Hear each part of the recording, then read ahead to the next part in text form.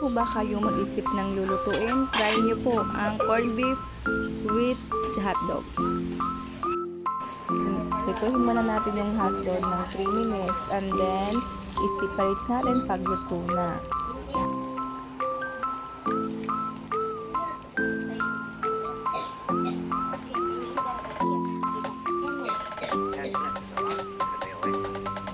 Gamitin uli natin yung mantika na pinagputuhan ng hotdog at lutuin uli na ang carrots at patatas ng 3 minutes, and then pag naluto ng konti, i-separate natin sa kawali at mantika.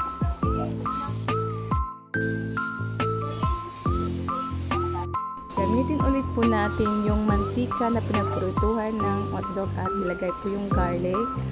Yan, isote po natin ng konti, and then isunod po natin yung onion, sote po ulit, isahin po siya, and then pag naluto ng konti, isunod po natin yung kamatis.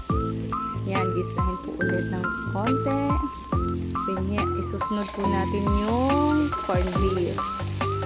Yan po, isa ng konti hanggang sa lagyan po natin ng leber's bread. Isunod po natin yung peanut butter na pampasarap po siya.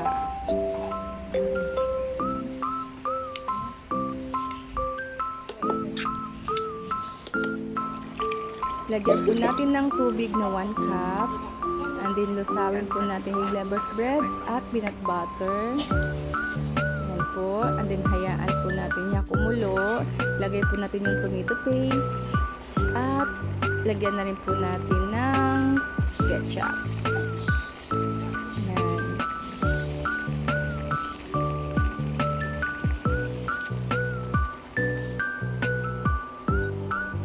Halo-haluin po muna natin para mahalo po lahat ng ingredients. Lagyan po natin ng seasoning para pampasarap po siya. And then, isunod po natin yung oyster sauce. Ng konti lang po. Then, haluin ng konti ulit.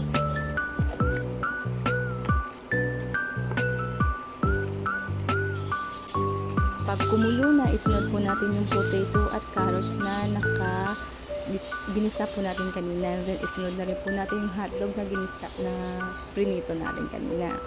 Then, takpan po ng 5 minutes.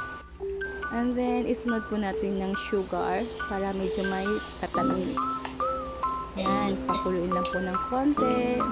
Then, isunod po natin yung red bell pepper. Hayaan lang po na kumulo. Ilagay po natin green beans.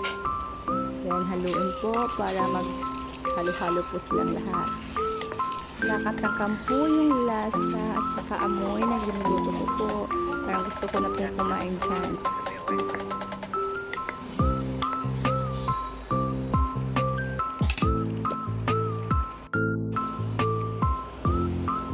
Lagyan po natin ng black pepper, and then konting halo lang yan. Ilagay po natin yung patis ng palasa. Then takpan po natin, lutuin ng 5 minutes ulit. And then halo-haloin pag kumulo na.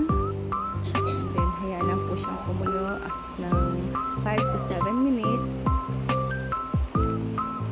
Luto na po siya and ready to serve na po. Yan, yummy po. Kain po tayo dyan.